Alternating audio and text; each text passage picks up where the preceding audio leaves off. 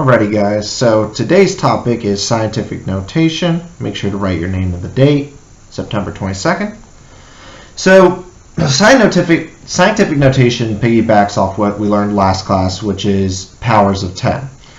Now what scientific notation is actually used for is for we use it to write really big or really small numbers. Like for example, I have two numbers here. Jeff Bezos' net worth is about $184,900,000,000. That's a big number, right? He's very rich. In case you don't know who Jeff Bezos is, he's the creator of Amazon. So that's how much money that dude has. He's the richest man in the world as of now. So that's a really big number. That's really tiresome to write out. Here's another example. The weight of the Earth is about 0.000003003 times the weight of the sun. So the Earth is way smaller than the sun. Obviously the Earth is big, but the sun is absolutely gigantic. So the Earth is tiny compared to that sun. So this is an extremely small number. Look how many decimal spots we have to go back. So what scientific notation does is it allows us to write these in an easier and clearer way. It's used to write very large or very small numbers. Okay, just in a very clear way and easy. So these numbers written out in their really long form, these are called standard notation. And what you see over here is called scientific notation. So I wanted to go ahead and get some vocab out of the way. Scientific notation has two parts. It has the digits, which I'll explain in a minute, and then a power of 10, and that's multiplication. So this is 1.849 times 10 to the power of 11.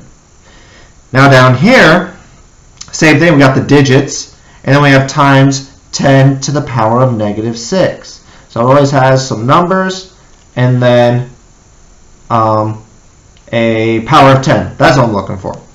Now what you're going to see, and hopefully you realized from just these two examples, is for extremely large numbers, your exponent's going to be positive. For very small numbers, your exponent is negative. Okay, so let me show you how I actually did those two examples up there. How did I actually go from standard notation here to scientific notation? Well, let's say you start off with a number in standard notation. Let's say 690,000. Okay, 690,000. That's my number. Now, what scientific notation is all about is moving decimals. Okay, now you may look at that and say, well, there are no decimals. If there's not a decimal, if it's just a whole number like 690,000 is, there's actually an invisible decimal back here, all the way in the back. Every single number, if there is no decimal, it's in the very back, behind the last digit. And what I need to do to go from standard notation to scientific notation is I need to just have one non-zero number in front of my decimal. Like for example, up here, 1 is the only non-zero number in front of that decimal. 3 is the only non-zero number in front of that decimal. So I need to go back. I need to go back 1 spot, 2 spots, 3 spots.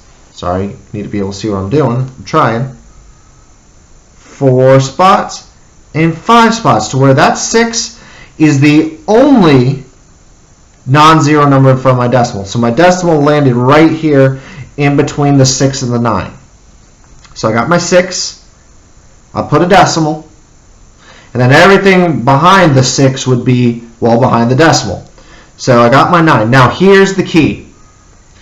You have to drop all of your zeros that are not like in between two numbers. Like for example, I didn't drop these zeros up here. Okay, so don't get that confused. If it's in between two non-zero numbers, don't drop it. You just drop all your trailing zeros that are on the end. Okay, so I drop all of them. Now I need to remember how many times did I count back. I counted back once, twice, 3 times, 4 times, 5 times. I went back 5 place values. So what I need to do is I need to write 6.9 times 10 to the 5th power. What this exponent is there for is to recognize how many times I moved back, how many place values I moved back from my standard notation. So once again, positive numbers are going to be used when we're counting backwards. The reason why we're counting back spots is because this is a very large number. Large numbers, positive exponents, and you're counting to the left. Let's do it the opposite way. Let's say 0.000107. Okay? Just a really small, weird-looking decimal. That's all that it is.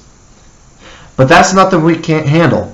What we need to do is very similar to up here. We need to make sure there's one non-zero number in front of our decimal. Well, the good thing about when the number is already a decimal is you can find the decimal. You find it right here. And now I need to move it toward my first non-zero number, which is 1. So I need to count 2. I need to count back 1, 2, 3, 4 spots. Count back 4 spots till I get my decimal behind that 1. Sorry if you hear my son in the background. Hi, Nico. Alright, so you move it 4 spots back, okay, till you get behind your first non-zero number. So what this ends up being is we got 1 in front of the decimal, and now we got 0.7 behind it. And what we end up doing is we drop now all of our leading zeros.